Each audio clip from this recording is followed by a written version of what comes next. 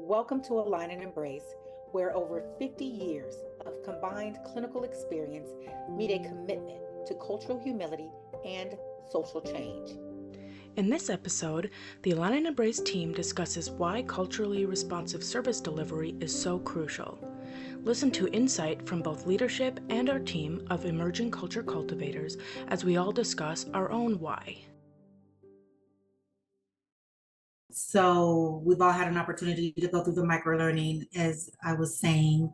Um, and Mackenzie, I would love, since your time is limited, to share about why, culturally responsive service delivery is so critical, is so important. What's our big why?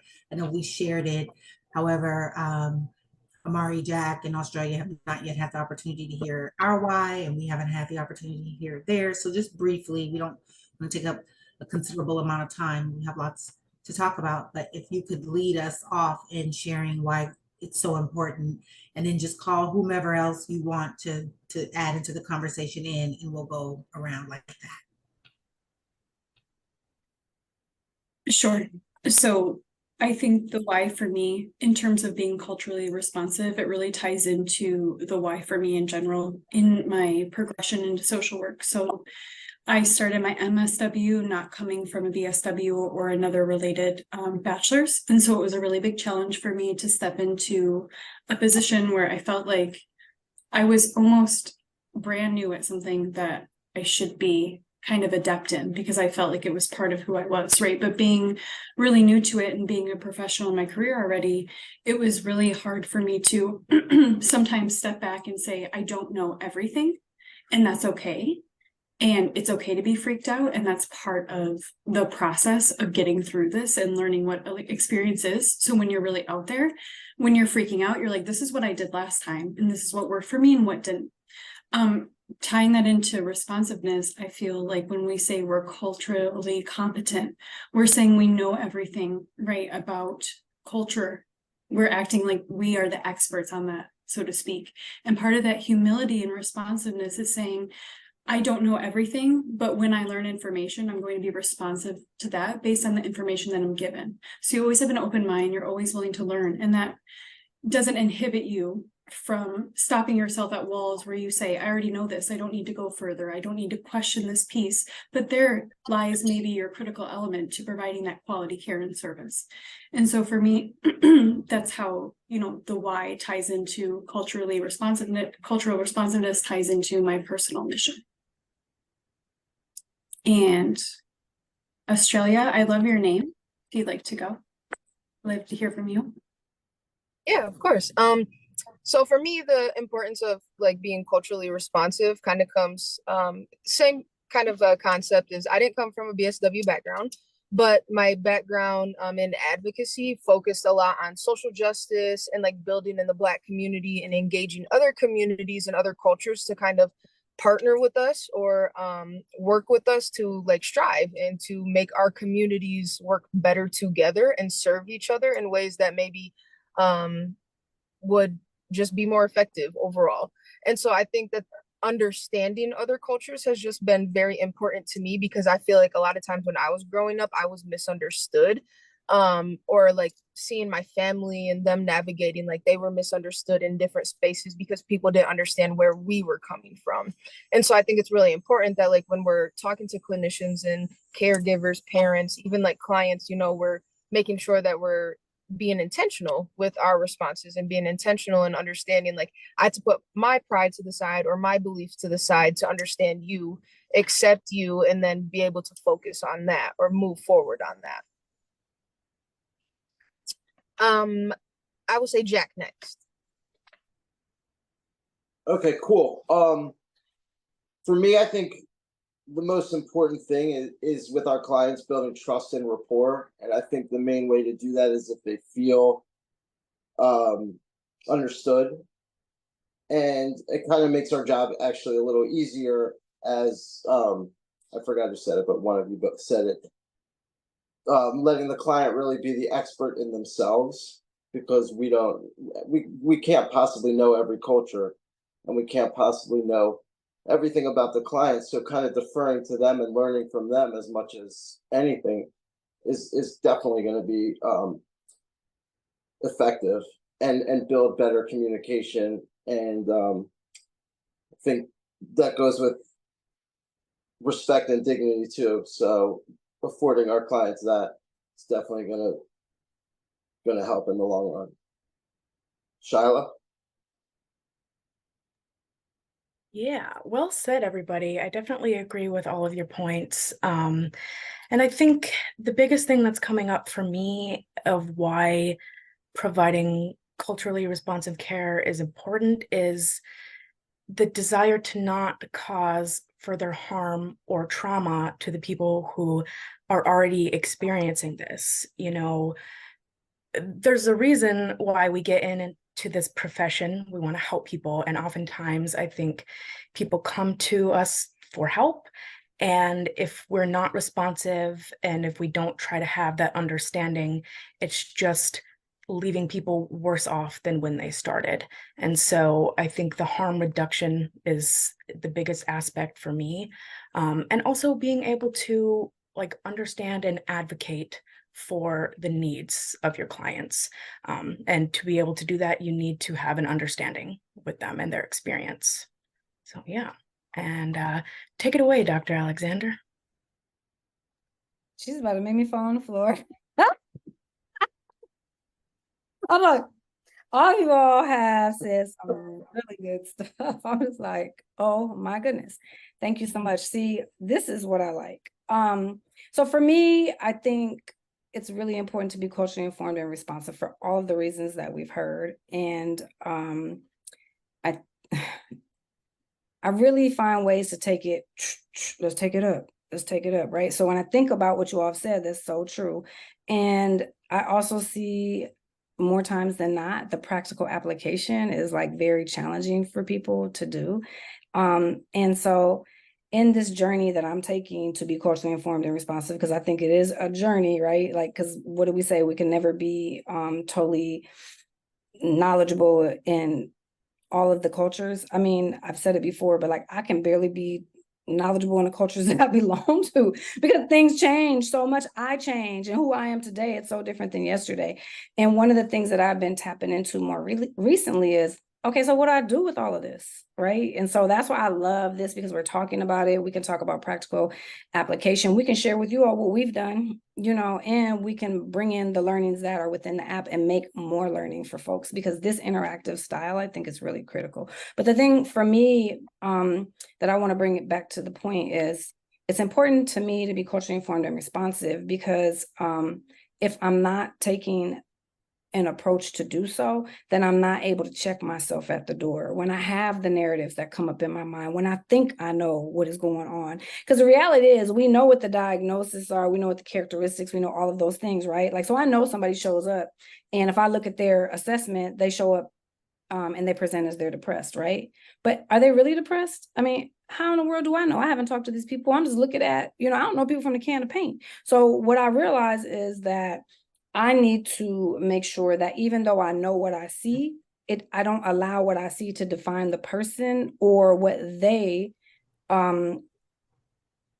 say is going on, because I'm not in their head. I don't know, just as you said, like they're the expert. But it's really easy to say that, and it's also challenging as we progress in our profession, in our field, to be able to apply it in a practical application. So I think it's really important to say that I'm that, because if I don't even start there, I can't get to the next place, which is challenging every assumption I have, but also not doing away with all this good experience I have, right? Like, that's a good thing. So I use it as a resource from within. When I'm creating a story, I just recently heard it called curating what's going on. Just know that's what it is. And it's okay, because there's no way that I would ever be able to not see what I see because of all the stuff that I have. But it doesn't mean that it applies to each and every person. And so I think for me, that's why it's so important to know it, say it, claim it, and then how do we apply this thing and get on the other side, whatever the other side is, because we're gonna always be going, because things are changing. I'm so thank you. Amara, did you go? Come on in. Hello, everyone. So let me just first say that I believe that ongoing education is basically like the most important thing when being culturally responsive, because as everyone says or said, things are always changing. And I also believe that, like you guys are doing, it's important for everyone across the board to be culturally responsive, not just clinicians, or just people who work in the community, but even the clients. So people can work on not offending each other, so we can have a better world in general. So just respecting one's belief, I think, and then most importantly, being able to do that when you are culturally responsive is building relationships. So those are some things that are important to me, and I am continuing to work on that as well, because this is, it's newer for me, and I can't say I'm culturally competent, being responsive. So yeah, I just continue to work on that, and I will. Yes, and I believe you. Me too. And y'all have warmed up my soul from the inside out. And listening to what everyone has shared, and Amari, what you kind of closed the loop on, is the work is inside out first. The work is not looking at the world to say, hey, it's a part of it, advocacy, activism, but the work truly of being culturally responsive is to do the work yourself and explore those biases and where our impact is having and where we need to grow and stretch.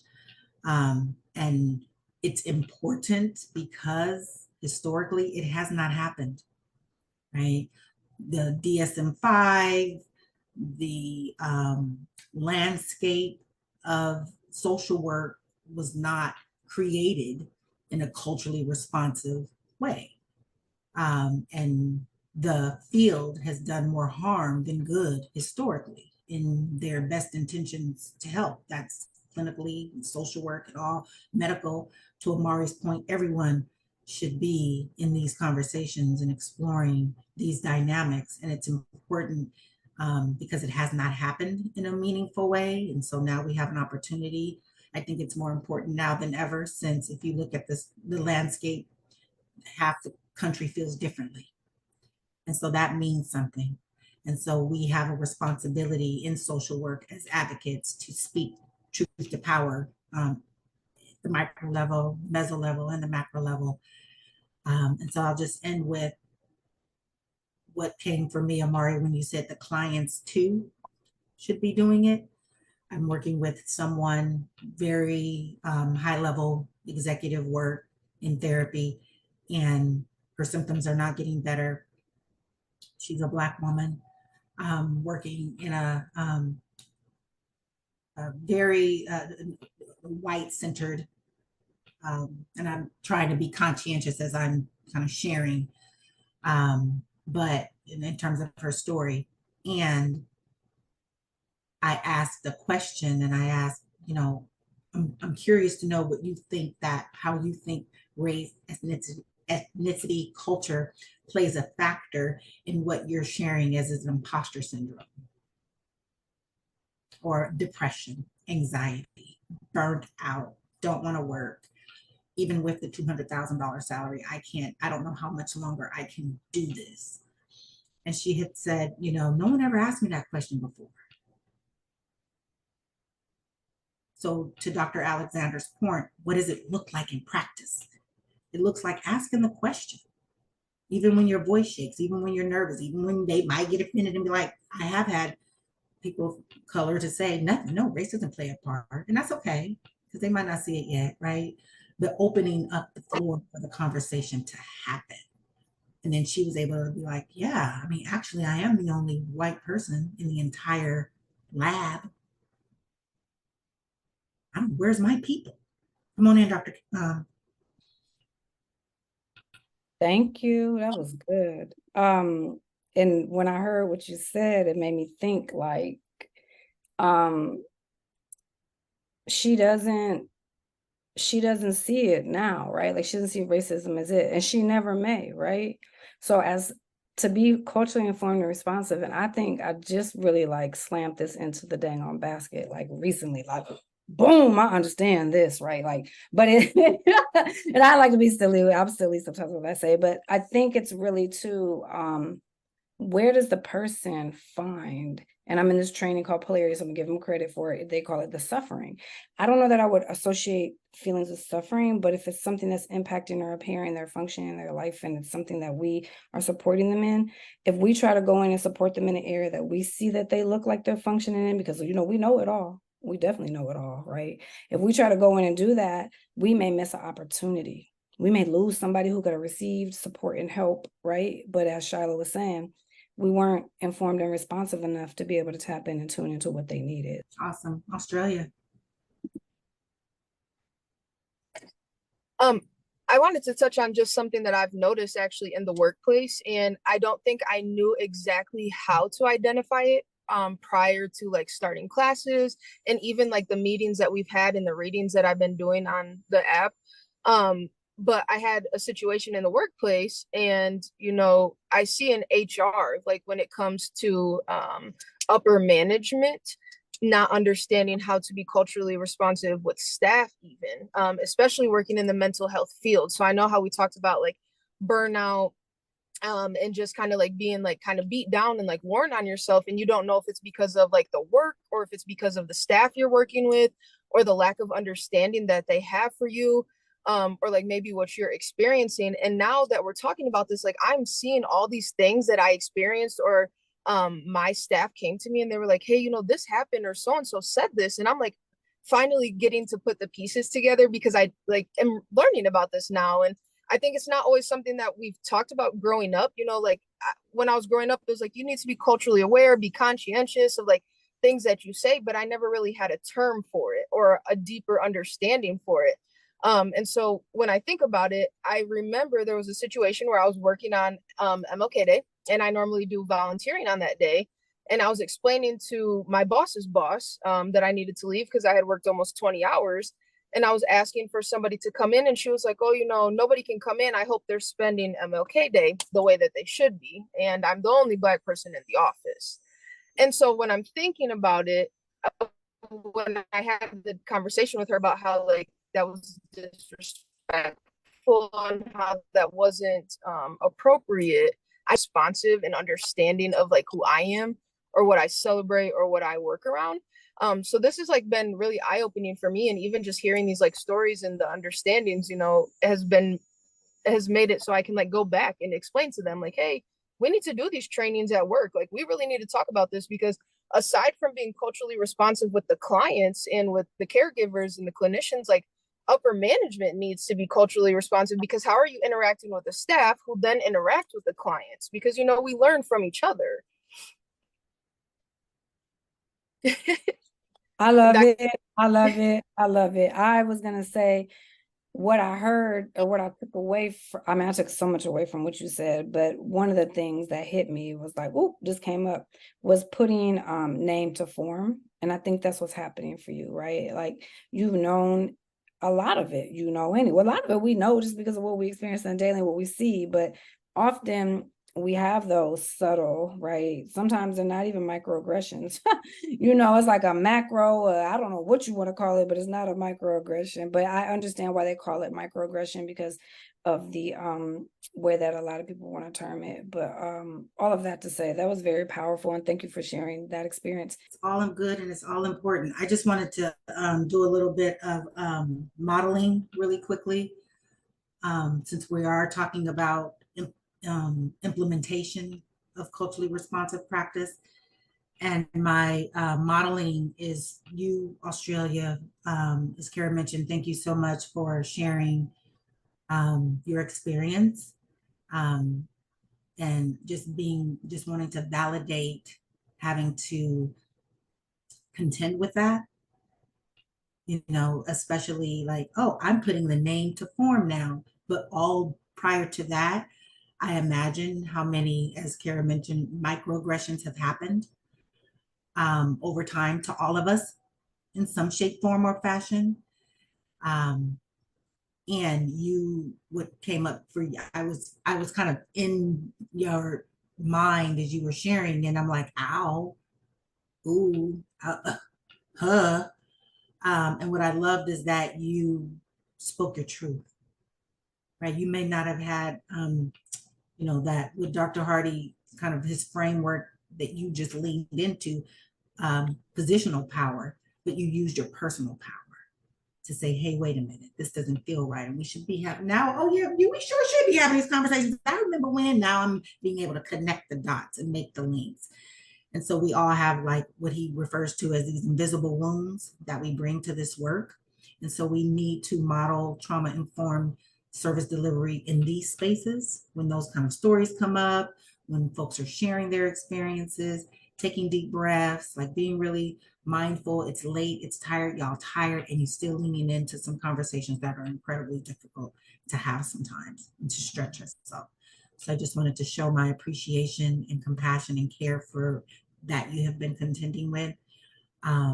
And we, have all had a sense of psychological homelessness, which he refers to as, you like, is it the staff? Is it the people? Where am I at? What is happening? Am I okay on the camera? But it's not a game and it's so real, so these kind of spaces, us coming together is an elixir, so to speak, to those invisible wounds. Come on in, Amari. Mine is quick. Okay. So thank you, Australia, for sharing. I have had many experiences as well, just, working in the job that I do and previously did. And if I would have known, or if the company would have known to be more culturally responsive, then I do feel like less of those would have happened. But, the position that usually many, because I work in the utility company, so it's not a lot of African Americans, women that work in a utility company. But they did have, at my old company, they did have something that I did find useful. And if I would have known, I would have used it in my situation. Like they used it if like somebody were to offend you. So it was kind of culturally competent, but I feel like they never stuck, like they never, because I've had some issues in the past, and I feel like they never really stuck up for, my stance or my culture. But with what I know now, I mean, it doesn't matter if anybody sticks up for my culture but myself. So it was like, ouch, basically. Like if somebody offends you, you would say, ouch. You would stop, repeat how they offended you or what they said. And then you would educate them. So I thought that was, helpful. And I definitely feel like, that could be something that's, used anywhere. So yeah, I just wanted to share that. I love it. That is so awesome. And thank you for sharing your experience as well. I think this is going to be an opportunity for us to share our experiences, and we want to hear it, and we value and honor what each of you have experienced and continue to experience, right? I think it's so important to acknowledge it. And I love the ouch, right? Because you know what happens, what I've seen, people don't say the ouch, but the ouch still happens, right? And that's kind of like what Dr. Hardy talked about. Like sometimes you get punctured. Sometimes it's like you got these little holes. So the ouch is there. And when you can express it and get it out, even though you can't control what this other person's going to do, it just feels good to name like, hey, this doesn't feel right, and it's just, sometimes again, that's like that practice piece. How do we practically apply it? Because it doesn't always feel good on the inside because we haven't always been told that we can step up and say, hey, I want to celebrate this holiday today. It's very important to me, let's have a conversation here. Help me understand. I'm curious, leaning in. It's not fun. And when there's a power differential, it's really challenging, right? Because your survival is attached to it. So I think those are things we often, I was just having a conversation about like, dang, I guess I didn't think about the power differential there. You know what I mean? Like I'm still uncovering, opening my eyes to these things. So I want to say thank you again, as Raquel said, for this time, right? Like it's late, we're leaning into these things. And also I would love to encourage you to explore if and you probably have, but I just want to make sure like you explore an extender of being comfortable with being uncomfortable, because we're going to lean into stuff. It's not always going to feel good and it's okay, right? We're here to support each other through that. But the greatest opportunity for growth is when you're being stretched. And I don't really know too many people who've been stretched really, but it usually doesn't feel good, right? So it's okay. But we name it how we want to, and it's a part of our practice, right? If we're truly being culturally informed and informed, responsive. I'm sorry, I got a little thrown, but go ahead, Shyla, please. Yeah, I'm enjoying this conversation and this topic, so just wanted to, I guess, add a little more to it. But Amari, I really liked the ouch. And I definitely want to start using that. And just along the lines of like having names for things. I mean, I, you know, didn't even understand like what ableism was and that it was happening to me on the daily until I pretty much went to grad school. I didn't really start recognizing what that was, but there was the ouch, but I never said anything.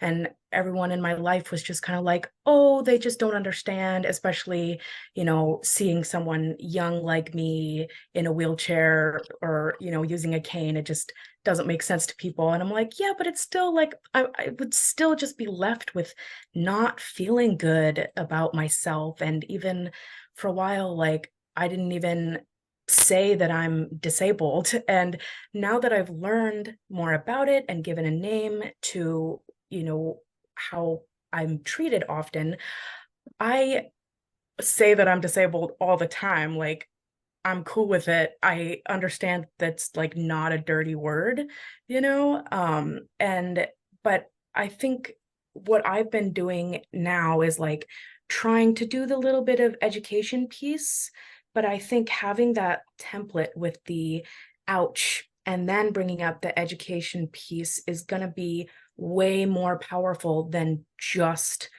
trying to educate someone, because you can try to educate someone all day, but I don't think it's really going to get into someone's brain space unless it's known that they have caused harm or what they did was not sitting right, and I think that's great too. I'm not sure about that ouch. Like I've said yikes before, even like if it's for someone else, like say it's a community, a group that somebody says something about that I don't belong to, I'll say yikes or something like that to make it known that that's not sitting right with me.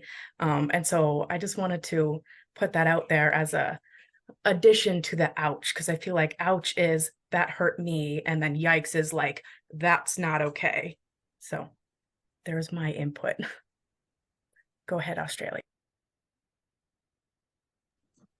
Just a couple things. One, I do want to say thank you, like one, for allowing us to have the space to like openly talk about this. I wasn't 100% sure if we were sharing personal experiences, but I think when I hear things and I'm like learning and finally being able to like validate myself and understanding like, hey, what I went through was like a real thing. I feel like a little bit compelled to share like, hey, this is what I've went through, and like I'm so happy that I've had the opportunity to learn. And I wrote it down, but I think I may have missed the last part. But you had mentioned how you said like when somebody says something, you have to stop for a second and then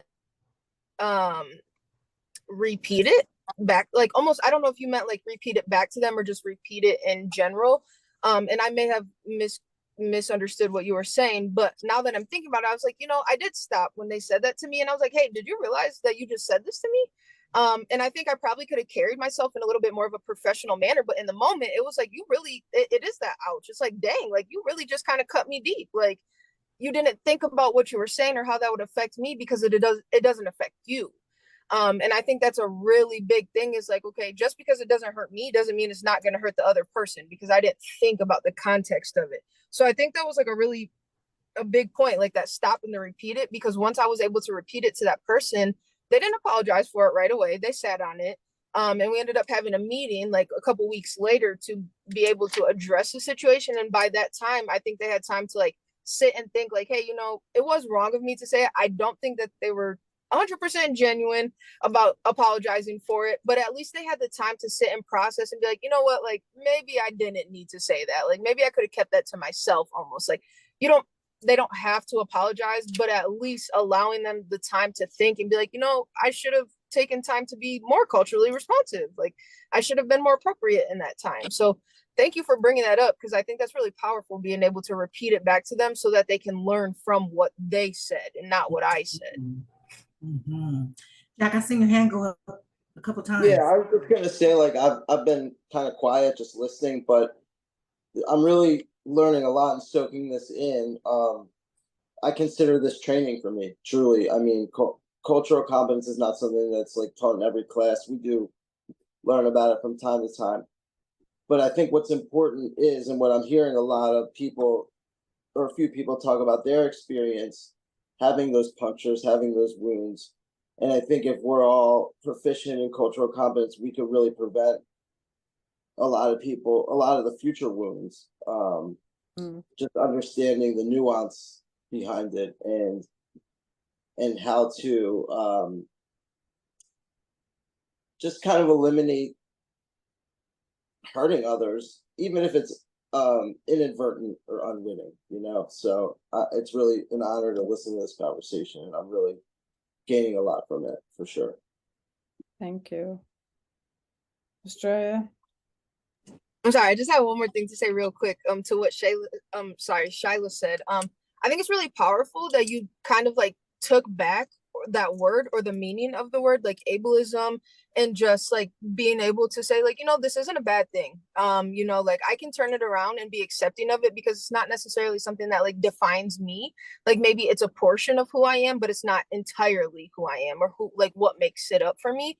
And I think that's something that I have really been trying to work on, and trying to like be a little bit more intentional about, is reminding myself like, hey, like just because I'm experiencing this, or because I am living with this, or whatever the case may be, like that doesn't define me all the way, and it doesn't have to be negative. I think sometimes we have such a negative connotation on some of these words, like you're saying, and it doesn't have to be that. Like disability doesn't need to be a negative thing. Like it that's not what it has to be. I think that society has made it that.